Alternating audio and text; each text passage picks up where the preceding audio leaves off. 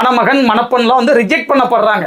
அவங்களுடைய திருமண வாழ்க்கை ஜோதிடப்படி எது ஆகாட்னா கூட ஜோதிடர்களாக ஆகிட்டு இருக்குதுங்க. அது தப்புங்க. அந்த மாதிரி பண்ணாதீங்க. இந்த காலகட்டத்தில் நீங்கள் தொழில் பண்ணீங்கன்னா நஷ்டமாயிருவீங்கன்னு சொல்லும்போது ஏற்கனவே 2 கோடி ரூபா நஷ்டமாயிடுச்சுங்க. உள்ளூர் ஜோதிடர்கிட்ட போய் கேட்டேன், சூப்பராக இருக்கும், அருமையாக இருக்கும், பண்ணுங்கன்னாரு. எல்லா பணமும் போயிடுச்சு தம்பி அப்படின்னாங்க. ராகு புத்தி நடந்தால் ஒரு பலன், குரு புத்தி நடந்தால் ஒரு பலன், ராகு தசை நடந்தால் ஒரு பலன், குரு தசை நடந்தால் ஒரு பலன். அனைவருக்கும் வணக்கம். ஓம் நமச்சிவாயா. இன்னைக்கு நம்ம பார்க்க போகிற ஜாதகம் வழக்கம் போல் கன்சல்டிங் வந்த ஜாதகம் தான். அதில் வந்து நான் வந்து டிகிரி அமைப்பை கொடுத்துருக்கேன். நெருக்கமான அந்த பார்வை அமைப்புகள், டிகிரி அமைப்புகள், தசாபுத்தி அமைப்புகள், இது எல்லாத்தையும் வந்து அவங்களுடைய துன்பத்துக்கு என்ன காரணம், அவங்க வந்து லக்ன சந்தியில் பிறந்தவர், ஒரு நிமிஷத்தில் லக்னம் மாறுற மாதிரி அந்த லக்னம், இந்த மாதிரி ஒரு ஜாதகங்கள் உங்கள்கிட்ட வரும்பொழுது லக்னத்தை எப்படி கன்ஃபார்ம் பண்ணி கொடுக்கணும், என்ன மாதிரி கேள்வி கேட்டு கன்ஃபார்ம் பண்ணணும், அந்த மாதிரி சில நுணுக்கமான விஷயங்கள் தான் சொல்லித்தர போகிறேன். கொடுத்த ஜாதகத்துக்கு கையில் வாங்கிட்டு உடனே இஷ்டத்துக்கு பலன் சொல்லிடக்கூடாதுங்க, அது தப்புங்க. ஒருத்தங்க உங்களை நம்பி ஒரு பணம் கொடுத்து நம்மள்கிட்ட வந்து ஜோதிடம் பார்க்க வரும் பொழுது நம்ம வந்து முடிஞ்ச வரைக்கும் அதுக்கு விசுவாசமாக இருக்கிறதுக்கு முயற்சி பண்ணணும். கொடுத்த ஜாதகத்துக்கு சொல்லிட்டு டக்குன்னு அடுத்தடுத்த அப்பாயின்மெண்ட்டை நம்ம முடிக்கிறதுல மட்டும் கவனமாக இருக்காமல் முடிஞ்ச வரைக்கும் ஒரு கஷ்டம்னு வராங்க, கடவுள்கிட்ட போவாங்க, டாக்டர்கிட்ட போவாங்க, அடுத்து நம்மள்கிட்ட தான் வராங்க. அப்போ நம்ம என்ன பண்ணணும்னா கடவுள் மாதிரி நினச்சி நம்மள்கிட்ட வரும்பொழுது பெரிய மனித தன்மையோடு முடிஞ்ச வரைக்கும் வந்து அவங்களுடைய கஷ்டத்தை நேரில் போய் நீங்கள் பணம் கொடுத்தோ இல்லை மனசு சந்தோஷப்படுற மாதிரி பேசியோ நிவர்த்தி பண்ண முடியாது. முடிஞ்ச வரைக்கும் பாசிபிளான வழிகளில் நம்ம வந்து சொல்ல முடியுங்க, சொல்யூஷன் சொல்ல முடியும். தொழில் பண்ணவே கூடாத ஒரு நபருக்கு வந்து தொழில் இந்த காலகட்டம் பண்ணாதீங்க அப்படிங்கிற மாதிரி சொல்ல முடியும். சில ஜாதகங்கள்லாம் என்கிட்ட வந்திருக்கு, ஏற்கனவே வந்து நான் போட்டிருப்பேன். உண்மை ஜாதகங்கள் வரிசையில் அந்த ஜாதகங்கள்லாம் வந்து பழைய ஜாதகங்கள்லாம் இருக்கும். வேணுன்னா கூட இப்போ உள்ள மாணவர்களுக்கு அதை வந்து நான் ரிப்பீட் வேணால் பண்ணுறேன். மறுபடியும் இன்னொரு நாளைக்கு வந்து அதே ஜாதகங்களை வந்து என்ன காரணத்துக்காண்டி நான் தொழில் செய்ய வேண்டாம் அப்படிங்கிற மாதிரிலாம் நான் போடுறேன். ஒரு ஜாதகம் என்கிட்ட வந்தது, பார்த்த உடனே வந்து தம்பி வட்டி தொழில் பண்ணலாமான்னா பண்ணவே கூடாதுங்க. குரு கெட்டு போயிடுச்சு, நெகட்டிவ் தசாபுத்திகள் நடந்துக்கிட்டு இருக்குது, அஷ்டம சனி நடந்துக்கிட்டு இருக்குது. இந்த காலகட்டத்தில் நீங்கள் தொழில் பண்ணிங்கன்னா நஷ்டமாயிருவீங்கன்னு சொல்லும்போது ஏற்கனவே 2 கோடி ரூபா நஷ்டமாயிடுச்சுங்க. உள்ளூர் ஜோதிடர்கிட்ட போய் கேட்டேன், சூப்பராக இருக்கும், அருமையாக இருக்கும், பண்ணுங்கன்னாரு. எல்லா பணமும் போயிடுச்சு தம்பி அப்படின்னாங்க. ஏங்க எப்படிங்க, குரு கெட்டு போயிடுச்சு, வட்டி தொழிலுக்கு காரகிரகமான குரு கெட்டு போயிடுச்சு, அதுக்கப்புறம் பார்த்தீங்கன்னா நல்ல தசாபுத்திகளும் இல்லை, கோச்சார ரீதியாக அஷ்டம சனி, நீங்கள் எப்படிங்க பண்ணவே கூடாதுன்னு நிகழ்ச்சியில் பண்ணிட்டேன்பாங்க. இந்த மாதிரிலாம் வந்து ஒரு நபர் முன்னக்கூட்டி என்கிட்ட வந்திருந்தாருன்னா காப்பாற்றி விட்டுருக்கலாம், நீங்கள் இந்த தொழில் பண்ணக்கூடாதுங்க. ஏன்னா தசாபுத்தி விடாத, கிரகங்கள் விடாத, அவர் மாட்டணுமே. இந்த மாதிரி விஷயங்கள்லாம் நிறையா இருக்குது. ஜோதிடத்தில் சொல்ல முடியாதெல்லாம் கிடையாதுங்க, சொல்ல முடியும். அப்படி சொல்ல முடியும் அப்படிங்கிற கான்ஃபிடென்ட்டில் தான் நடிகர் விஜய் அவர்கள் வந்து 2026 அவர் சிஎம் ஆக மாட்டார்னு எல்லாருமே சொல்லிட்டு இருந்த காலகட்டத்தில் இப்போ நான் லக்னத்தை திருத்துற வீடியோ தான் உங்களுக்கு வரப்போகுது. அதே மாதிரி லக்னத்தை சந்தேகப்பட்டு அவர் விஜயாக இருக்கட்டும், இல்லை கடவுளாக இருக்கட்டும், யாராக இருக்கட்டும், அந்த டைமில் வந்து 20 நிமிஷம் அவர் கழித்து பிறக்க மாட்டார்னு என்னங்க இருக்குது? அவரும் ஒரு சாதாரண மனிதர் தானே. இன்னைக்கு பிறந்த உடனே ஒரு தளபதி விஜயா மாறிட்டாரா? இல்லை. அப்போ அவரும் சாதாரண மனிதர் தானே. ஒரு 20 நிமிஷம் நேர தவறுகள் அவருடைய ஜாதகத்தில் நடந்திருக்காதா அப்படிங்கிறத மேட்ச் பண்ணி அவர் வெற்றிக்கு அருகாமையில் வெற்றி பெறுவார், சிம்ம லக்னமாக இருந்தாலும் கணிச்சு தேர்தலுக்கு 2 மாதங்களுக்கு முன்பே போட்டிருப்பேன். டிஸ்கிரிப்ஷன் லிங்க்ல வந்து அந்த வீடியோ இருக்குது, தாராளமாக செக் பண்ணி பாருங்க. தளபதி விஜய்னே வந்து ஒரு ஃபோல்டரே போட்டிருக்கேன். அதில் வந்து எல்லா விஐபியோடைய ஜாதகமும் விஜயோடைய ஜாதகத்தில் பல நுணுக்கமான மாணவர்கள் கற்றுக்கொள்ளக்கூடிய ஏகப்பட்ட விஷயங்களை நான் அதில் ஃப்ரீயாகவே சொல்லி கொடுத்துட்ருக்கேன். அதுபோக ப்ரீமியம் வீடியோ வந்து நம்ம பண்ணிக்கிட்டு இருக்கோங்க, அதாவது மெம்பர்ஷிப் வீடியோ. எல்லாத்தையுமே ஒருத்தங்களுக்கு இலவசமாக சொல்லி கொடுக்க முடியாதுங்கிறதுனால அஸ்ட்ராலஜி கோர்ஸ்ன்னு இருக்கும். ப்ரைஸ் வந்து 299. பொது வெளிகளில் பொதுமக்களுக்கு எல்லாத்துக்குமே எல்லாமே இலவசமாக கற்றுக் கொடுக்க முடியாதுங்கிற அடிப்படையில் அங்கே வர்ற நபர்களுக்கு ஜோதிடர்கள், ஜோதிடத்தை தொழிலாக செய்யக்கூடியவர்கள், ஜோதிட ஆர்வலர்கள், ஜோதிடத்தை கற்றுக்கொள்ளக்கூடிய மாணவர்களுக்கு நுணுக்கமான பலன்கள் எப்படி சொல்லணும் அப்படிங்கிறத உண்மை ஜாதகங்களை போட்டு நாங்கள் விளக்கிட்டு இருக்கேங்க. நீங்கள் தாராளமாக வேணும்னா நீங்கள் ஜாயின் பண்ணிக்கலாம். இப்போ வந்து ஜாதகம் வந்துட்டு இருக்குது. இவர் என்கிட்ட வந்தது பார்த்தீங்கன்னா கடக லக்னம், 0.1 டிகிரி, ஒரு நிமிஷத்துக்கு முன்னாடி பிறந்திருந்தாருன்னா மிதுன லக்னம். இந்த மாதிரி ஒரு நிமிஷம் தவறுகளை வந்து நம்ம கடவுள் தான் நேரடியாக இறங்கி வந்து சொல்லணும். ஆனால் சில கேள்விகள் விதிகள் மூலம் இதை சரிப்படுத்திட முடியும். லக்னம் எப்படி இருக்குது, லக்னத்தை செவ்வாய் தொடர்பு கொள்றாரு, அப்போ கோவக்காரரா அப்படின்னா திடீர்னு ஷார்ட் டெம்பர் ஆயிடுவீங்களா? ஏன்னா 2 கிரகங்கள், சூரியனும் தொடர்பு கொள்றாரு, செவ்வாயும் தொடர்பு கொள்றாரு, நேரடியாக தொடர்பு கொள்றாரு. அப்போ வந்து ஷார்ட் டெம்பராங்கிறது ஆமா அப்படின்னாரு. திருமண வாழ்க்கையை பற்றி கேட்டேன். 7ஆம் இடம் கொஞ்சம் பாவத்துவ அமைப்புகளில் இருக்குதுங்கிறதுல நல்லா இல்லைங்க, பிரச்சனை தான் பேய்கிட்டு இருக்குது அப்படிங்கிற மாதிரி சொன்னார். அதுக்கப்புறம் முதல் குழந்தை பெண் குழந்தையா அப்படின்னா ஆமாம். ஏன்னா பாருங்க 5ஆம் இடம் கடகலக்கணமாக இருந்தால் 5ஆம் இடத்துல சுக்கிரன் உட்காந்துருப்பாரு. அவர் பெண் கிரகம், பெண் குழந்தைய கொடுத்துட்டார். இல்லை, அவர் சுபத்துவம், அவர் வந்து என்ன பண்ணுவார், தசாபுத்தி அமைப்புகளுக்கு ஏற்ப ஆண் குழந்தையும் கொடுப்பாரு.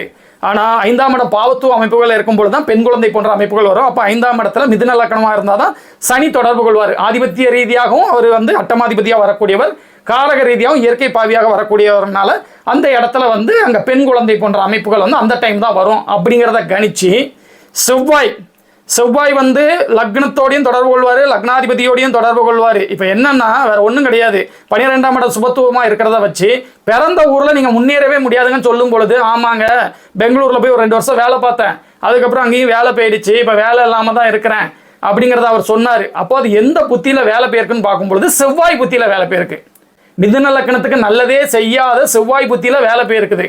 அப்போ நான் கேட்டேன், சூரியன் ரிலேட்டடான ஏதாவது ஒரு தொழில்களில் வந்து நீங்கள் வந்து படிச்சிருக்கலாம்லங்க, ஏன்னா சூரியன் தானங்க சுபத்துவமாக இருக்குது அப்படின்னு சொல்லும் பொழுது, சூரியன் ரிலேட்டடான அந்த வயரிங் சம்மந்தப்பட்ட அதுக்கு ரிலேட்டடான படிப்பை தாங்க நானும் படிச்சிருக்கேன், ஆனால் கவர்மெண்ட் வேலைலாம் கிடைக்கலாங்க அப்படின்னாரு. நான் என்ன சொன்னேன், சிம்மாதிபதி சுபத்துவமாக இருந்தால் மட்டும் கவர்மெண்ட் வேலை கிடைச்சிடாது, நல்ல தசாபுத்திகளும் ஒத்துழைக்கணும், லக்னாதிபதி வலுவோடு இருக்கணுங்க. உங்களுக்கு லக்னாதிபதி 2 பேருமே அவுட்டு, உங்களுக்கு 2 பேர்த்தோடையுமே அந்த செவ்வாய் தொடர்பு கொள்வார், லக்னாதிபதியோட ராகுவும் சேர்ந்து தொடர்பு கொள்வார். இப்போ செவ்வாய் வந்து மிதுன லக்னத்தை தவிர்த்து பிற லக்னங்களுக்கு அவருடைய பார்வை கெடுக்கனாலும் அதுக்கு வந்து சில விதிவிலக்குகள் உண்டு. ஆனால் மிதுன லக்னத்துக்கு அவர் வந்து இயற்கையாகவும் 75% பாவி, உங்கள் லக்னத்துக்கு அவர் வந்து ஆகாத கிரகம், அப்போ கடுமையாக பாதிக்குங்க. அப்போ லக்னாதிபதி பாதிச்சதுனால நீங்கள் நினைக்கிற மாதிரி கவர்மெண்ட் ஜாப்லாம் கிடைக்காதுங்க. ஆனால் இதில் வந்து ஓரளவு வந்து இந்த சூரியன் ரிலேட்டடான வேலைகள் கொஞ்சம் கை கொடுக்கும் அப்படின்னு தாங்க நம்ம எடுத்துக்கிடணும் அப்படிங்கிற மாதிரி அவருக்கு டீட்டெயிலாக சொல்லி நான் கொஞ்சம் புரிய வச்சேங்க. அவரும் நல்லா புரிஞ்சுக்கிட்டாரு. இதில் என்னென்னா அவருக்கு தசாபுத்தி அமைப்புகளில் வேலை எப்போ போயிருக்குதுன்னு பார்த்தீங்கன்னா, கரெக்டாக சந்திர தசையில் செவ்வாய் புத்தியில் வேலை போயிருக்குங்க. சந்திர திசையில் செவ்வாய் புத்தியில் வேலை போயிருக்கு. திரும்ப எப்போ வேலை கிடைக்கும் அப்படிங்கிறதான் கேள்வி. சொந்த ஊரில் வந்து தொழில் பண்ணி பழச்சிக்கிடலாமா, டிராக்டர்லாம் ஓட்ட சொல்கிறாங்க, விவசாயம் பண்ண சொல்கிறாங்க அப்படின்னாரு. விவசாயம் பண்ணணும், டிராக்டர் ஓட்டணும்னா 10ஆம் இடத்தோட சனி தொடர்பு கொண்டால் மட்டும் போதாது, சனி சுபத்துவமாகவும் இருந்தால் தான் அதில் சம்பாதிக்க முடியும். லக்னாதிபதி வலுத்திருக்கணும், நல்ல தசாபுத்தி நடந்தால் தான் அதிகமாக சம்பாதிக்க முடியும். அந்த அமைப்புகள்லாம் இல்லை. உங்களுக்கு 6ஆம் இடம் தான் சுபத்துவம். நீங்கள் மிதுன லக்னமாக இருந்து கணக்கு வச்சிங்கன்னா 6ஆம் இடம் சுபத்துவமாக இருக்கும். அப்போ 6ஆம் இடம் சுபத்துவமாக இருக்கும்போது நீங்கள் வேலை அமைப்புகளில் தான் இருக்கணும், தொழிலெலாம் வந்து உங்களுக்கு அமையாது. 10ஆம் இடம் ஒரே நேரத்தில் சனி செவ்வாய் தொடர்பை பெறும். அதனால தொழில் அமைப்புகள் வேண்டாம், வேலையிலேயே இருங்க. நீங்கள் படிச்சிருக்கிற இந்த எலக்ட்ரிக்கல் சம்மந்தப்பட்ட துறைகள்லேயே நீங்கள் ட்ரை பண்ணுங்க, அதுதான் உங்களுக்கு கை கொடுக்கும். பிறந்த ஊர்லலாம் நீங்கள் முன்னேறவே முடியாதுங்க. பிறந்த ஊரில் இருக்கிற வரைக்கும் முன்னேற்றமே இல்லை, நகண்டு போய் தான் ஆகணும். சென்னை, பெங்களூர் இந்த மாதிரி தூர இடங்கள்ல கொஞ்சம் நகண்டு போய் முயற்சி பண்ணுங்க, கண்டிப்பாக வேலை வாய்ப்புகள் கிடைக்கும். சந்திர தசையில செவ்வாய் புத்தி விலகி இப்போ குரு புத்தி ஆரம்பிச்சிடுச்சு. குரு பாதகாதிபதி மாரகாதிபதியெல்லாம் எடுத்துக்கிட வேண்டாம். குரு இயல்பாக பரிவர்த்தனை அமைப்புகளில் 7ஆம் இடத்தோட தொடர்பில் நல்ல நிலைமையில் அவருக்கு பிடிச்ச அதிநட்பு வீட்டில் தான் இருக்கிறாரு. அவர் நேரடியான பாவத்துவ அமைப்புகளில் இல்லை. அதனால் கண்டிப்பாக வேலைகளை கொடுப்பார். அந்த ரீதியாக நீங்கள் வந்து டவுட் பட வேண்டாம். உங்களுக்கு செவ்வாய் புத்தி முடிஞ்சு இப்போ ராகு புத்தி நடந்துட்டு இருக்கு, குரு புத்தியில் வேலை கிடைச்சிடும். இன்னும் ஒரு 3-4 மாத காலங்கள் இருக்குது, அது வரைக்கும் கொஞ்சம் ராகு புத்தி வரைக்கும் கொஞ்சம் கவனமாக இருங்க. ஏன்னா ராகுவும் பார்த்தீங்கன்னா உங்களுக்கு செவ்வாயுடைய இணைவில் தான் உட்காந்துருக்காரு. அவருக்கு நேரடியான சுபத்துவ அமைப்புகள் வந்து கொஞ்சம் கம்மியாக தான் இருக்குது. குரு பார்த்தா கூட செவ்வாய் அந்த இடத்துல சேர்ந்தாங்கன்னா உங்களுக்கு கெடுப்பாங்க. அந்த விதத்தில் தான் இவருக்கு வந்து இன்னும் ப்ராப்ளங்கள் போய்கிட்டு இருக்குது. இப்போ ராகு நடந்துட்டு இருக்கும்போது 7ஆம் இடத்து ரீதியான மனைவி ரீதியான பிரச்சனைகளை கொடுத்துட்டாங்க. அது வந்து எனக்கு சுத்தமாக பிடிக்காத மாதிரி நடந்துக்கிட்டு இருக்காங்க, எனக்கு வந்து ஒத்து போகலை அப்படிங்கிறாரு. அப்போ ராகு 7ஆம் இடத்துல இருந்தால் பிரச்சனையை கொடுப்பார் அப்படிங்கிறது வந்து இவருக்கு வந்து மிதுன லக்ன அடிப்படையில் தான் வந்து அது கரெக்டாக மேட்ச் ஆகும். அந்த அடிப்படையில் ராகு புத்தி நடந்தால் ஒரு பலன், குரு புத்தி நடந்தால் ஒரு பலன், ராகு தசை நடந்தால் ஒரு பலன், குரு தசை நடந்தால் ஒரு பலன். புத்திங்கிறது 1 வருஷம் 2 வருஷத்துல மாறும், தசை மாறாது. இவருக்கு சந்திர தசை முடிஞ்ச உடனே செவ்வாய் தசை வரும். செவ்வாய் என்ன இருந்தாலும் இவருக்கு வந்து 6ஆம் அதிபதியாக தான் வருவார், அவர் பாவத்துவ அமைப்புகளில் தான் இருப்பார். அதுக்கப்புறம் பார்த்தீங்கன்னா ராகு புத்தி வரும். இருந்தாலும் குருவுடைய அந்த கலப்புகள் வர்றதுனால எல்லை மீறுமா மீறாதா அப்படிங்கிறத வந்து என்ன தசை நடப்பில் இருக்குது. இப்போ மாணவர்களுக்கு இந்த விஷயத்தை சொல்லித்தரேன், இது யாரும் சொல்லிக் கொடுக்க மாட்டாங்க, உங்களுக்கு மாணவர்களுக்காண்டி சொல்லித்தரேன். இதே மாதிரி ஒரு ஜாதகங்கள் உங்களுக்கு வரும் பொழுது, ராகு தசை நடக்கும் பொழுது பிரச்சனை வந்து நீடிக்கும், உறுதியாகும். பிற ஜாதகங்கள் அடிப்படையில் குரு திசை நடக்கும் பொழுது பிரச்சனை வரும், எல்லை மீறாது. இப்படி தான் நீங்கள் பலன் எடுக்கணும். எந்த பாவகம் செயல்படுது, சுபத்துவமாக செயல்படுதா பாவத்துவமாக செயல்படுதான்னு அந்த அடிப்படையில் ராகு தசை தான் இவருக்கு ஃபஸ்ட்டு வரப்போகுது. அப்போ நான் என்ன சொன்னேன்னா, எங்கள் ராகு தசை தான் வரப்போகுது, நல்லா இல்லைங்களே, மனைவி கூட வந்து நல்லா இல்லைங்களே, பிரியக்கூடிய சான்சஸ் தான் அதிகமாக இருக்குது. ஆனால் இதை நாங்கள் எப்படி கன்ஃபார்ம் பண்ணணும்னா, உங்களுடைய குழந்தைகள் ஜாதகத்தில் தந்தை ஸ்தானம் 9ஆம் வீடு, 9ஆம் அதிபதி சூரியன், இது போன்ற விஷயங்கள்லாம் எப்படி இருக்குது, உங்கள் மனைவி ஜாதகத்துல 7ஆம் வீடு சுக்கிரன் எல்லாம் எப்படி இருக்காங்கன்னு பார்த்து பலன் சொல்லுவேன்னு சொன்ன உடனே என்னுடைய 2 பொண்ணுக்குமே, ஒரு பொண்ணுக்கு 9ஆம் இடத்துல ராகும், ஒரு பொண்ணுக்கு 9ஆம் இடத்துல சனியும் இருக்குன்னு சொல்லி அவர் பலன் சொன்னார். அவர் சொன்னார், உண்மையா நடந்தது. அப்போ வந்து ஜோதிடம் எந்த அளவுக்கு நுட்பமா இருக்குதுன்னு பாருங்க. இப்போ ராகு திசையில குரு பார்த்த ராகு உங்களுக்கு சேர்த்து வச்சிருவாரு, உங்களுக்கு வந்து அருமையா இருக்கும் வாழ்க்கை. இப்படிலாம் நம்ம சொன்னோம்னு வச்சுக்கோங்களேன், அது சரி வராதுங்க. இதுதான் ஜோதிடத்துல நுட்பமான நிறைய விஷயங்கள் இருக்கு. போக போக என்னை தொடர்ந்து ஃபாலோ பண்ணும் பொழுது என்னால் முடிஞ்ச மேக்சிமமான விஷயங்களை வந்து நான் உங்களுக்கு வந்து நான் சொல்லிக் கொடுக்குறதுக்கு ட்ரை பண்ணுறேன். ஒருவருடைய ஜாதகத்தில் டிவோர்ஸ் போன்ற விஷயங்களுக்கு அவர் ஒருவருடைய ஜாதகத்தை மட்டும் வச்சு நம்ம பலன் எடுக்கக்கூடாது. குழந்தைகள் ஜாதகத்தை அனலைஸ் பண்ணணும். 2 குழந்தைகள் இருந்தால் 2 குழந்தைகள் ஜாதகத்தையும் அனலைஸ் பண்ணணும். மனைவி கணவன் இந்த கூட்டம் நம்ம அனலைஸ் பண்ணும்பொழுது தான் எது நடக்குங்கிறத தசாபுத்தி அமைப்புகளில் நம்ம சொல்ல முடியுமானா 100% சொல்ல முடியுங்க. கண்டிப்பாக சொல்ல முடியும். நான் அதே மாதிரி சொல்லியிருக்கேன். சேருவாங்க சேர மாட்டான்னு சொல்லியிருக்கேன்.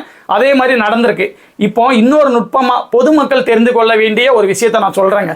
ஒரு பாவகம், இப்போ உதாரணத்துக்கு 5ஆம் பாவகம், 5ஆம் பாவகாதிபதி குரு பாதிக்கப்பட்டிருந்தா புத்திர தோஷம்னாலும் அதுக்கும் விதிவிலக்குகள் நிறையா இருக்குது. எல்லா ஜாதகத்தையும் நம்ம அப்படி பார்க்கக்கூடாது. அதே மாதிரி இருந்து குழந்தைகள் உள்ள நிறைய ஜாதகங்கள் எனக்கு தெரியும். ஒரே ஒரு பாயிண்டை பார்த்துட்டு நம்ம இது பண்ணிடக்கூடாது. இப்போ அதே மாதிரி தான் என்ன செய்றீங்க, 7ஆம் இடத்துல கொஞ்சம் பாவ கிரகங்கள் இருந்ததுன்னா உடனே அந்த பொண்ணையோ பையனையோ ரிஜெக்ட் பண்ணுறீங்க. நானும் வந்து பண்ணியிருக்கேன். அதே நேரத்தில் தசாபுத்தி அமைப்புகளை பார்த்து தான் எந்த தசை வருதுங்கிறத பார்த்து கணிப்பேன். நீங்கள் என்ன செய்வீங்க, பொதுவாகவே வந்து 7ஆம் இடத்தோட நெகட்டிவ் கிரகங்கள் தான் அப்படியே ரிஜெக்ட் பண்ணுறீங்க. அந்த மாதிரி ரிஜெக்ட் பண்ணக்கூடாது. இந்த மாதிரி நேரங்களில் என்ன நடக்குதுன்னா, தசாபுத்திகள் வராத மணமகன் மணப்பெண்லாம் வந்து ரிஜெக்ட் பண்ணப்படுறாங்க. அப்படி பண்ணும் பொழுது என்ன ஆகும்னா, அவங்களுடைய திருமண வாழ்க்கை ஜோதிடப்படி எது ஆகாட்டினா கூட ஜோதிடர்களாக ஆகிட்டு இருக்குதுங்க. அது தப்புங்க. அந்த மாதிரி பண்ணாதீங்க. நான் சொல்றது என்னன்னா, அந்த மாதிரி நபர்கள் என்ன பண்ணணும்னு பார்த்தீங்கன்னா, இப்போ திருமணத்துக்கு ஜோதிட முறைப்படி நீங்கள் போகும் பொழுது அந்த இடத்த அவங்க ஒரு மறைமுகமாக, அதாவது ஜோதிட நாலேஜ் இல்லாமல் ரிஜெக்ட் பண்ணக்கூடிய அமைப்புகள் இருக்கிறதுனால நீங்கள் என்ன பண்ணணும்னா, இதே மாதிரி 7ஆம் இடம் 7ஆம் அதிபதி பாதிக்கப்பட்ட நபர்கள், நீங்கள் ஒரு தொழில் பெண்ணாக இருந்தால் கண்டிப்பாக வேலையில் இருந்துட்டு திருமணம் பண்ணுங்க. வேலையை எக்காரணம் கொண்டு விடக்கூடாது. வேலைக்கு ஓகே சொல்ற மணமகனை தேர்ந்தெடுங்க. உங்களுக்கு நெருக்கமான நண்பர், வேலை பார்க்குற இடங்கள், உங்களை புரிந்து கொள்ளக்கூடிய நபர்களை தேர்ந்தெடுக்கிறது வந்து ஒரு நடைமுறை பரிகாரம் சொல்லிக்கிட்டு, இதே மாதிரி இன்னொரு நாள் ஒரு நல்ல ஜாதகத்தோட உங்களை வந்து நான் மீட் பண்றேன். ஓம் நமச்சிவாயா.